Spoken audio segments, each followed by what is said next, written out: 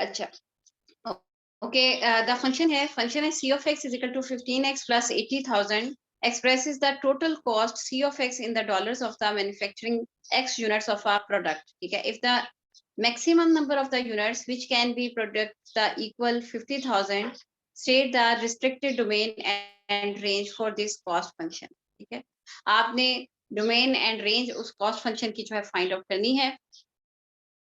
तो बेसिकली तौर पर जो है मैं इस क्वेश्चन को जो है थोड़ा-सा मिनिमाइज़ करती हूँ और आपके सामने शो करती हूँ कि आपने अच्छा ये एक्सरसाइज़ 4.1 का ही क्वेश्चन है। मैं इसके यहाँ से 3 क्वेश्चन कराऊँगी और थोड़े से आगे से क्वेश्चन इसके करवाऊँगी, ठीक है? तो यहाँ पे आप देखें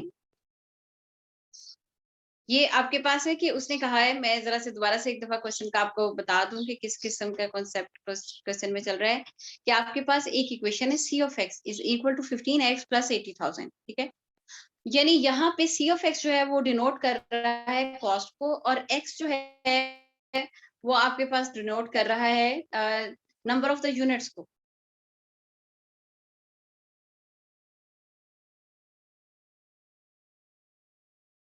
अगर आपके पर यूनिट के हिसाब से कि उसकी मैन्युफैक्चरिंग में कितना मटेरियल यूज होना है, कितना प्राइसेस यूज होने हैं, यानी पर यूनिट की जो कॉस्ट है वो 15 है, ठीक है, $15 है। फॉर एग्जांपल अगर मैंने देखें कोई बुटीक स्टार्ट किया है, तो किसी फैक्ट्री मैंने नहीं किया, मतलब यानी कहीं पे स्टार्ट किया गया है कोई बुटीक, तो उसके अंदर ऑर्डर आता है कि भाई आप 10 सूट्स तैयार कर दें, इसका मतलब है कि पर यूनिट के हिसाब से जो उसमें मटेरियल लगना है, ठीक है, या उसके ऊपर जो कॉस्ट लगनी है वो 15 है।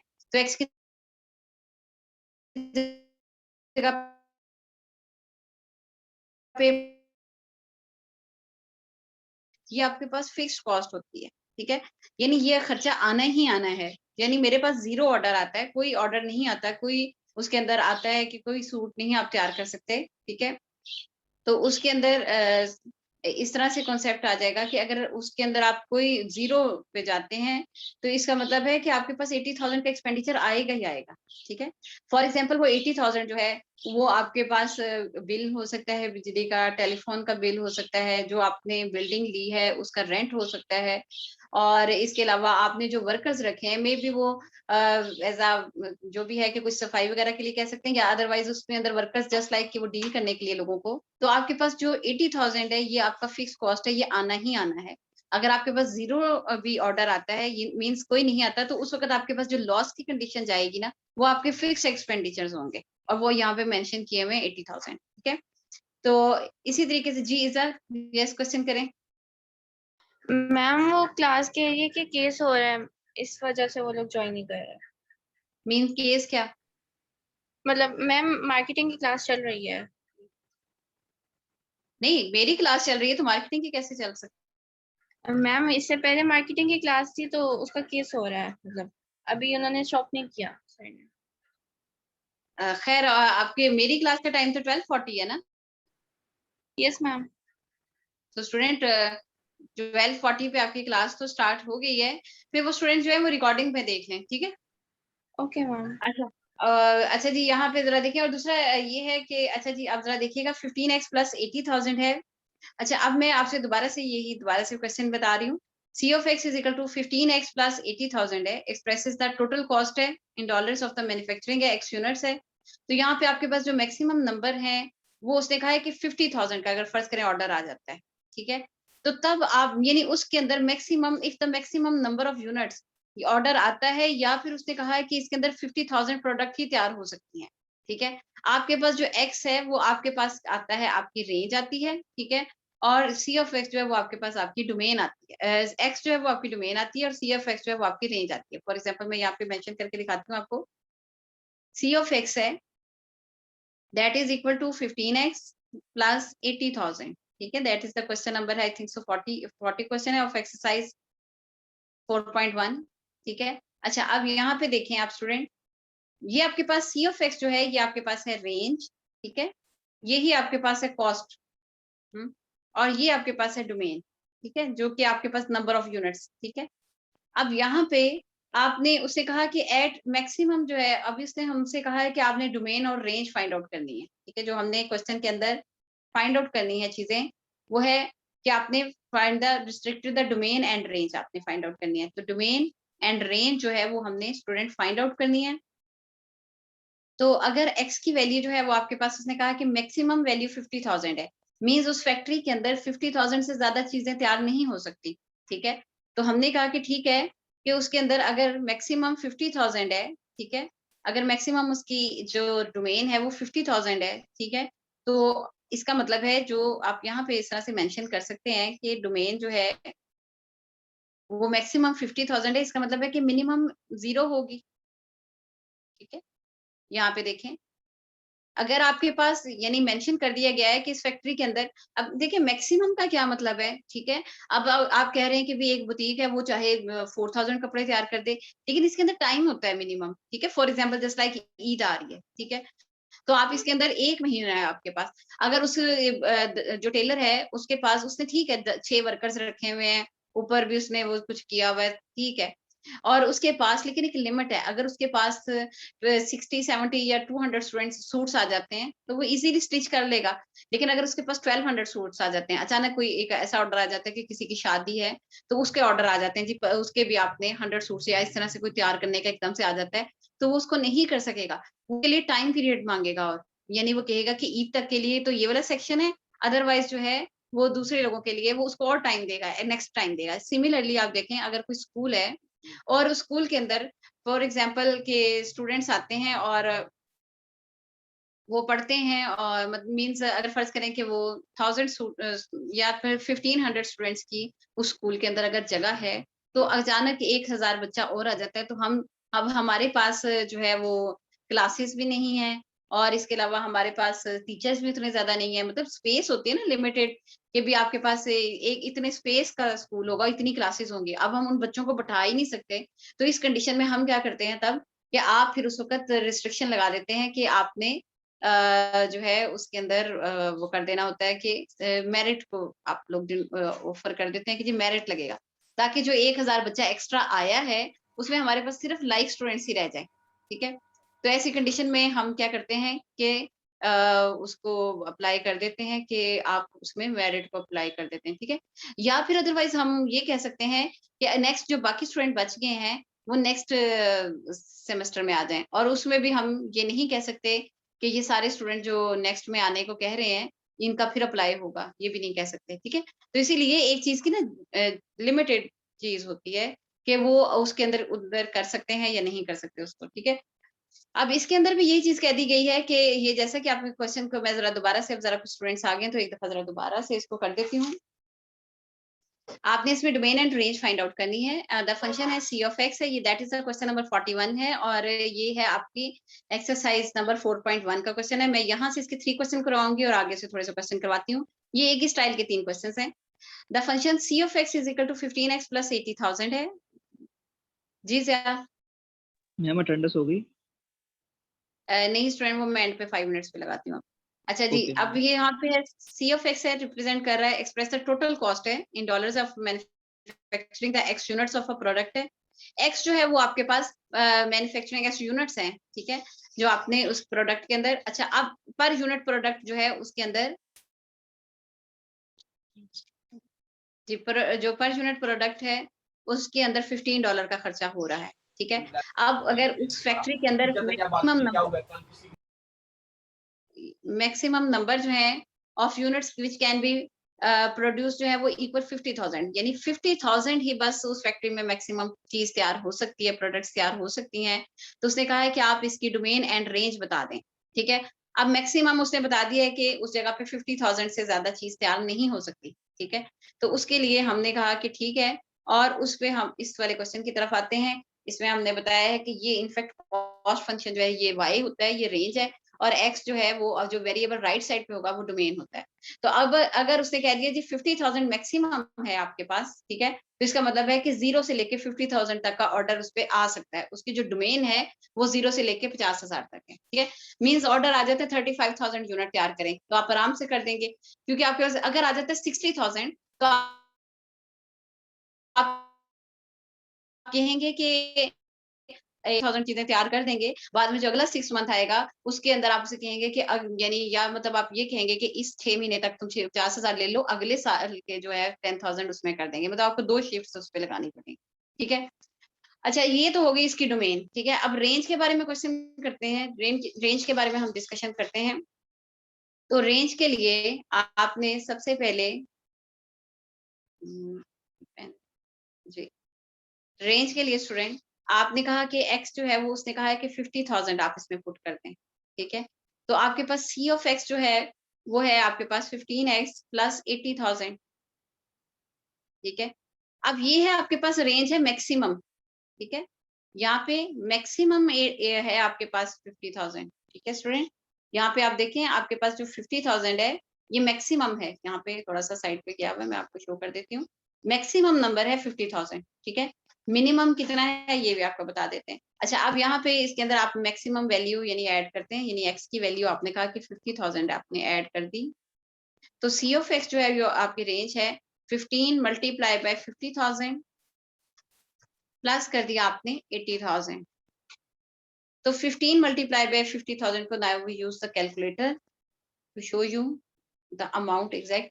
50,000 multiplied by 15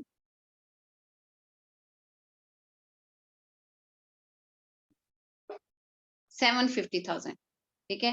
अच्छा, अब यहाँ पे आपने लिखा कि 750,000 प्लस 80,000, मेरा ख्याल है ये 183,000 बनेगा, लेकिन चेक कर लेते हैं। प्लस 80,000 ऐड कर दें इसमें,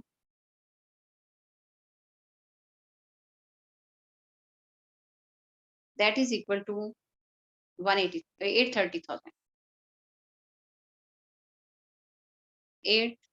830,000, ठीक है।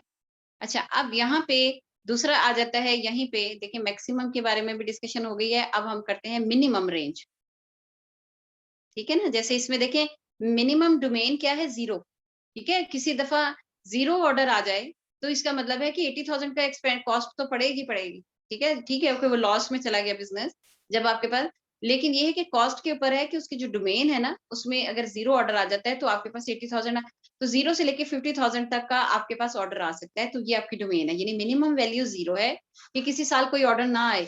नेगेटिव में तो नहीं आता होता ऑर्डर, तो इसलिए अगर हो सकता है 5 सूट का ऑर्डर आ जाता है, 7 सूट्स का आ जाता है, लेकिन अगर किसी दफा नहीं आता तो इसका मतलब है कि मिनिमम आपके पास 0 है और मैक्सिमम आपके पास 50 है। लेकिन जो रेंज है कॉस्ट फंक्शन है, कॉस्ट के अंदर अगर आपने 50,000 पूरे सूटों पे लगा दिए और पर यूनिट के हिसाब से 15 से आपने मल्टीप्लाई भी कर दिया, तो इसका मतलब है कि मैक्सिमम जो रेंज है वो आपके पास 8,30,000 आएगी। यानी पता चल जाता है ना कि इसके ऊपर टोटल ज्यादा से ज्यादा कितना हो सकता है, ठीक है। इसी तरीके से रेंज जो मिनिमम के अंदर है वो आपके पास कितनी है, वो 0 हो सकती है, ठीक है। कि अगर x की वैल्यू 50,000 की बजाय आपने, यानी कि यहाँ पे देखें 6 of x c of x is equal to 15x है, मतलब मिनिमम जो है वो आपके पास 0 आ सकता है ना, 15x प्लस 80,000 है। तो अगर आपके पास मिनिमम रेंज है यानी कि x की वैल्यू यूनिट जो है वो 0 आ जाता है, कोई ऑर्डर नहीं आता, ये मिनिमम कंडीशन है, तो 15 इंटू 0 प्लस 80,000, तो इसका मतलब है कि 0 प्लस 80,000, तो इट्स मीन आपके पास 80,000 का जो अखराजात है ना वो लाजमी आएंगे, ठीक है। That is the C of X, ठीक है। अच्छा, अब ये इन दोनों को आपने अटैच करना है, इन दोनों को वैल्यूज को आपने एक रिलेशन की फॉर्म में लिखना है, वो आपके पास आपकी कहलाएगी रेंज। तो वो होगी minimum value 80,000 less than equal to X less than equal to 830,000। इसका मतलब है कि मिनिमम जो उस पे कॉस्ट है वो 80,000 आएगा ही आएगा, ठीक है। उसके जो रेंट है बिल्डिंग का, जो उसके कॉस्ट है, जो उसका बिल है, जो टेलीफोन बिल है, या उसमें जो वर्कर रखे हुए हैं उनका जो बिल है, जो मशीनरी यूज की है, वो 80,000 आएगा ही आएगा, ठीक है ना। फॉर एग्जाम्पल आप एक क्लास के अंदर अगर फर्ज करें 4 स्टूडेंट्स बैठे हैं और एक क्लास के अंदर अगर 24 स्टूडेंट्स बैठे हैं, आपने एक लाइट तो चलानी है, आपने एक वर्कर सफाई के लिए रखना ही रखना है, चाहे उसके अंदर 4 बच्चे बैठे हों चाहे 40 बच्चे बैठे हों, ठीक है। आप ये तो नहीं कह सकते कि बस इतनी लाइट चलाऊं सिर्फ 4 स्टूडेंट्स को आए। तो वो जो आपका खर्चा है वो या फिर आपने वो जो रूम या बिल्डिंग जो रेंट पे ली है वो आपको यूज होनी है पूरी, चाहे आप उसे पूरे को यूज करें या ना करें, ठीक है। तो इसके लिए है कि मिनिमम 80,000 उस पे एक्सपेंडिचर आएंगे और मैक्सिमम जो है वो 830,000 आपके पास आ जाएंगे, ठीक है। ये आपके पास था। अब आप इसको कंबाइन करके स्टूडेंट लिखेंगे डोमेन एंड रेंज को, कि डोमेन जो है, जो आपने आंसर है ना वो इसको कंबाइन करके लिखेंगे। डोमेन है 50,000 और जो रेंज है वो है आपके पास 80,000 से 830,000। ठीक है, ये चीज आपके पास आ जाती है। अच्छा जी, अब हम जरा देखते हैं क्वेश्चन नंबर 42 पे। इसके बारे में होपफुली आपको अंडरस्टैंडिंग हो गई होगी। तो अब हम ठीक है। अच्छा जी, अब जरा देखिएगा demand function. The function Q is equal to f of P is equal to 280,000 minus 35P। Student अजान हो जाए जरा। मैं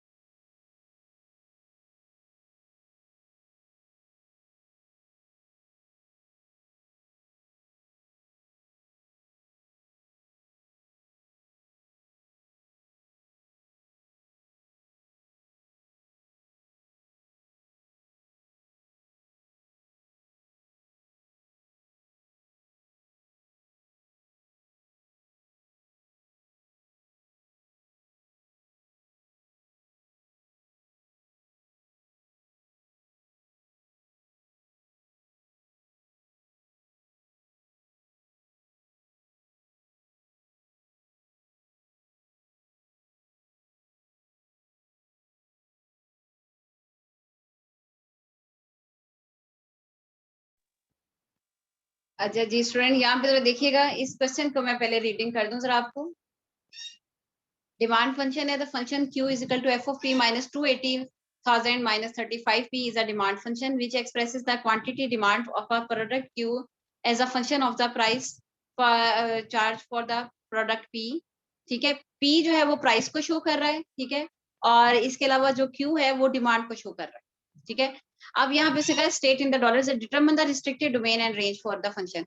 उसने कहा कि आप बताएं कि अगर ये मॉडल इक्वेशन बन रही है तो कितनी डिमांड है और क्या प्राइस है।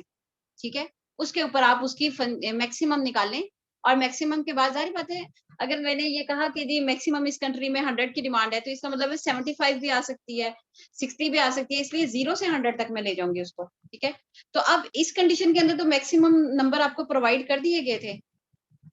ठीक है, इक्वेशन बना के मैक्सिमम डोमेन बता दी थी। इसमें उसने कहा है कि खुद ही मैक्सिमम डोमेन निकालें और मिनिमम डोमेन निकालें और मैक्सिमम रेंज और मिनिमम रेंज निकालें। कोई वैल्यू नहीं दी गई। तो अब यहाँ पे आप इस तरह से है कि आप इस तरह से इसको करेंगे, आप इसकी यानी कि ऐसी सिचुएशन में कि जब आपको कोई हिंट ना दिया जाए, कोई एक्स्ट्रा वैल्यू ना दी जाए, सिर्फ एक इक्वेशन ही दे दी जाए, तो तब आप इसके अंदर Q इंटरसेप्ट और P इंटरसेप्ट निकालेंगे, यानी कि रेंज का इंटरसेप्ट और डोमेन का इंटरसेप्ट दोनों के निकालेंगे, तो वहां से आपको मैक्सिमम वैल्यू मिलेगी। ठीक है, अगर ये मेरा कहने का मकसद क्या है, यहाँ पे मैं आपको बताती हूँ कि यहाँ पे उसने कुछ मेंशन नहीं किया हुआ, तो आप इसके अंदर Q इंटरसेप्ट निकालेंगे। ठीक है, फॉर रेंज के लिए आप Q इंटरसेप्ट निकालते हैं, और यानी जो भी लेफ्ट पे वैल्यू है। ठीक है, Q इंटरसेप्ट का मतलब है कि यहाँ पे P की वैल्यू आपने 0 कर दी, डोमेन 0 कर दी। ठीक है, तो अब यहाँ पे आपके पास आ जाता है Q इज इक्वल टू 28,000 है, उसी तरह से आपने लिखा माइनस 35P है, P की वैल्यू जो है वो आपने 0 कर दी है। Then you find Q is equal to 28,000 minus 35 into 0. Okay, 35 into 0 is 0. So Q is equal to 28,000 minus 0. And then you will find the Q is equal to 28,000. ये Q जो है ये इसका मतलब है ये नंबर ऑफ द क्वांटिटीज है, यानी कि कितनी डिमांड है। ठीक है, ये जो डिमांड है ये 28,000 की मैक्सिमम है। ठीक है, तो इसका मतलब है जो आप इसकी रेंज का फंक्शन लिखेंगे वो इस तरह से लिखेंगे 0 less than equal to Q less than और इक्वल टू 28,000। ठीक है, ये आपने जो नंबर निकाला ना ये मैक्सिमम निकाला है। यानी कि जैसे अगर किसी कंट्री के अंदर वीट की डिमांड होती है तो मैंने उसके अंदर कह दिया कि उसके अंदर जो है वो 28,000 टन चाहिए, फर्ज करें इस तरह से कह दिया है, ठीक है। तो इसका मतलब है अगर इतनी उस मुल्क की डिमांड है, जो कि एक प्राइस भी उसके ऊपर फिक्स किए जाएंगे, ठीक है। इसका मतलब है हो सकता है कि 21,000 लोग ले लें, हो सकता है 25,000 ले लें, हम यानी 28,000 का स्टॉक कंट्री के अंदर रखेंगे, बाकी जो ऊपर एक्स्ट्रा है वो बाहर दूसरे मुल्क में भेजी जा सकती है, ठीक है। ताकि चीजों को जो एक्स्ट्रा प्रोडक्ट होती है खासतौर पर एग्रीकल्चर से, कि वो रोटन वगैरह ना हो जाए या इस तरह से डिस्ट्रॉय ना हो जाए, तो उसको फिर हम इंपोर्ट एक्सपोर्ट के कामों में यूज कर लेते हैं, ठीक है, ताकि मुल्क के अंदर प्रॉफिट वगैरह की कंडीशन आए। तो ये तो चीज आ गई आपके पास रेंज, ठीक है। इसी तरीके से आपने डोमेन निकालना है, डोमेन का रिलेशन निकालना है, तो उसके लिए भी आपको डोमेन के लिए भी आपको पी इंटरसेप्ट, जो आपके पास राइट पे वेरिएबल होगा उसका इंटरसेप्ट निकाल लेंगे आप। अगर मैंने गिवन कर दिया है कि जी मैक्सिमम इतनी वैल्यू है, तो फिर तो जरूरत नहीं है, ठीक है, फिर तो आप पिछले क्वेश्चन की तरह ही करेंगे। यहाँ पे आप करेंगे क्यू को जीरो, ऑपोजिट को जीरो करेंगे, 0 is equal to 80,000 minus 35p, 35p the right side पे आ गया आपके पास, इज इक्वल टू 28, क्योंकि देखिए ना यहाँ पे आपने ये वाली इक्वेशन थी ना, q is equal to 280,000 minus 35p, तो आपने यहाँ पे q की वैल्यू जो है वो q को आपने जीरो पुट कर दिया है यहाँ पे, ठीक है। तो ये इस तरह से आ गया। अच्छा जी, 280,000 यहाँ पे आ गया, ये माइनस 35p लेफ्ट साइड पे चला गया, पॉजिटिव हो गया। अब p के साथ आपने 280,000 को डिवाइड कर दिया है 35 के साथ, then you find the maximum price, ठीक है। अब मैं यहाँ पे 280,000 डिवाइडेड बाय 35 कर देती हूँ।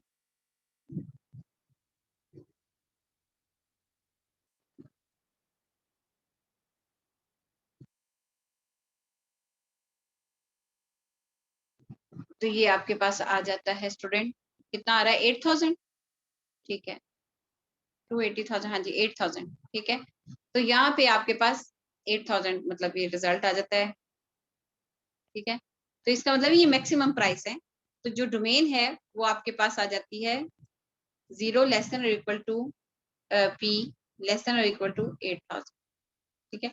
ये और ये आपके आंसर हो जाते हैं, ठीक है student. Hopefully now you will understand here. तो अब मैं इस क्वेश्चन की तरफ वापस आती हूँ। यहाँ पे 41 क्वेश्चन देखिएगा।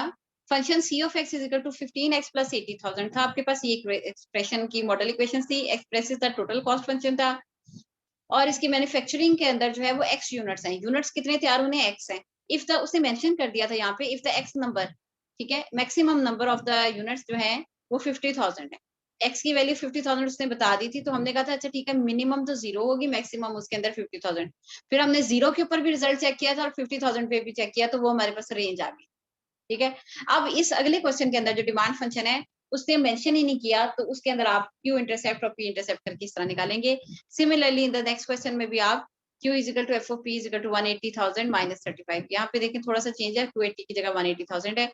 सिमिलरली आप इस तरह से करेंगे, 41 2 3 आप करेंगे। इसके बाद आते हैं नेक्स्ट क्वेश्चन की तरफ। आगे 10 क्वेश्चन मैं और करवा रही हूँ आपको इस एक्सरसाइज के 52 से 60 तक। इसमें है कि आपके पास गिवन है f of x y is equal to x square minus 6xy plus 2y square. Determine आपने करना है f ऑफ 0 0 और b है f ऑफ -1 2 एंड c है आपके पास f ऑफ 5 10, ठीक है। सिमिलरली देखिए 53 क्वेश्चन है, मैं और क्वेश्चन भी आपको बताती हूँ, पहले मैं इसका 52 क्वेश्चन की एक जरा कर दूं, एक क्वेश्चन समझा दूं ताकि फिर आपको ना इजीली तौर पे आराम से सारे क्वेश्चन में 52 क्वेश्चन तो हम करते हैं जी। ये आपके सामने क्वेश्चन आ गया। अच्छा जी,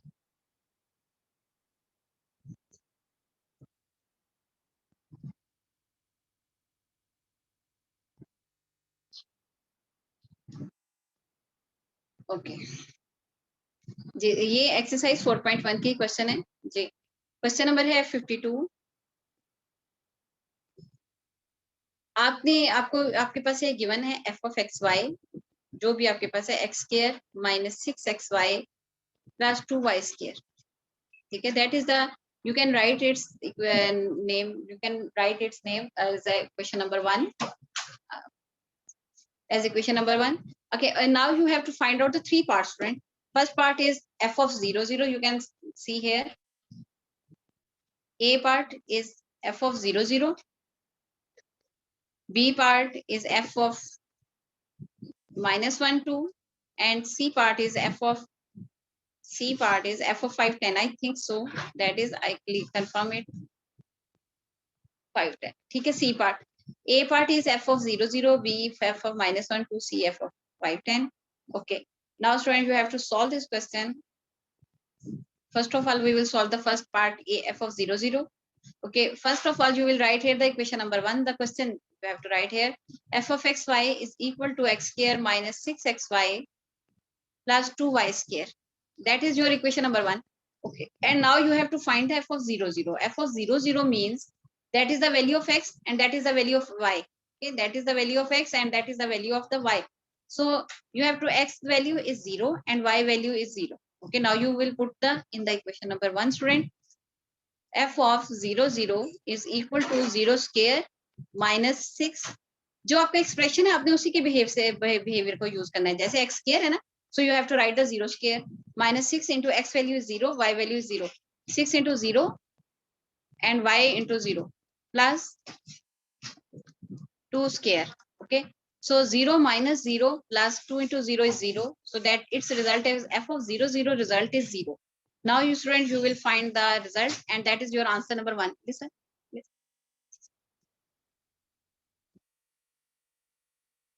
That is your answer number 1. Okay, now student, you have to find the second part, and second part is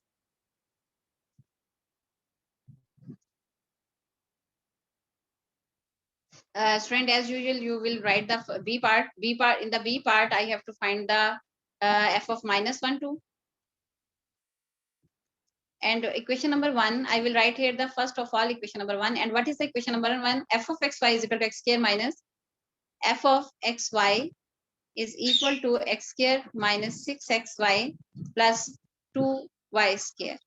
At x is equal to means at x is equal to -1 and y is equal to 2. Okay. F of -1, 2 means x to have that is the first value -1 and y is the second value. Okay. 2. So you will write here the f of -1 and 2. Okay. You have to write here is equal to, in the whole expression, you will write the x value as -1 and y value as 2. So -1 square minus 6 into -1 and y is 2 plus 2 and y square is 2 square. So -1 square is 1, -1 minus plus, and 6 2s are 12 plus 2 2s are 4, 4 2s are 8. Okay. And its result is 21. That f of -1, 2, that is your second result. Okay. Now you have to find the C part. Okay, now student, you have to find the C part. 5 of, I think so, 5 of C part is 52 is 5, 10. Okay.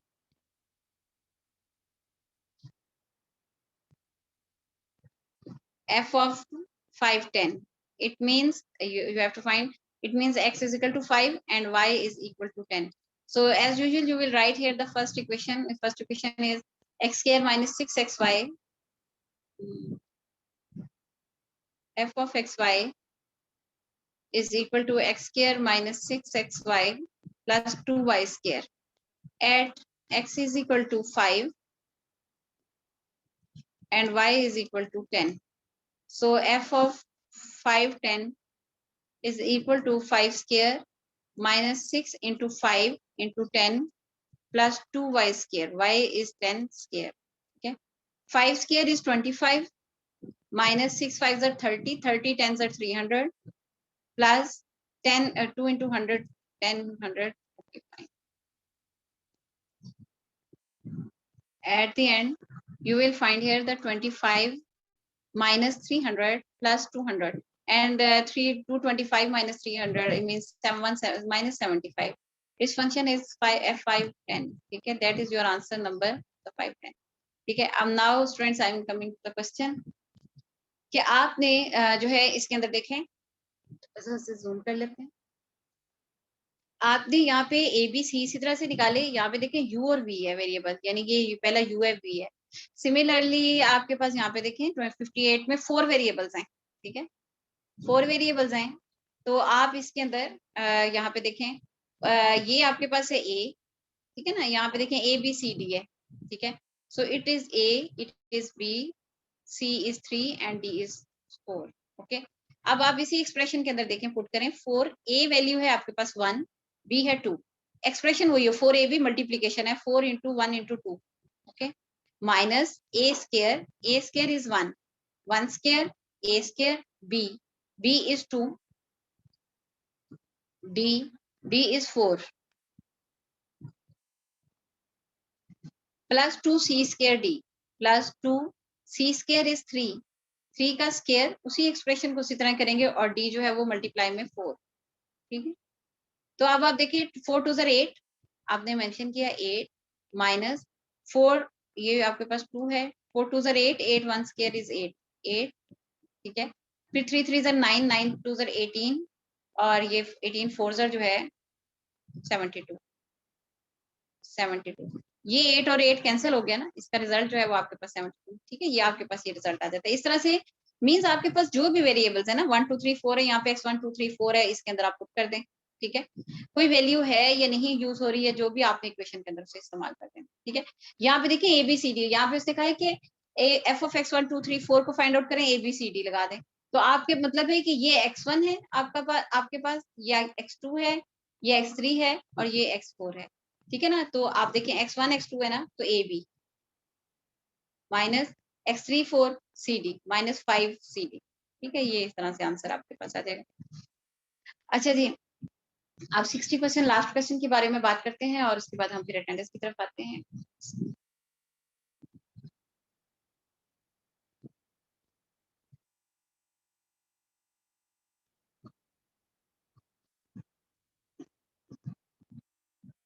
Sixty question जो है,